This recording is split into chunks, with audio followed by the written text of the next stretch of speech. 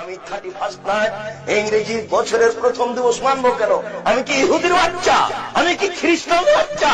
আমি এই ইংরেজি মাসের প্রথম দিনের মুখে লাথি মারি। আমি এই ইংরেজি মাসের প্রথম দিনকে মুখে লাথি মারি।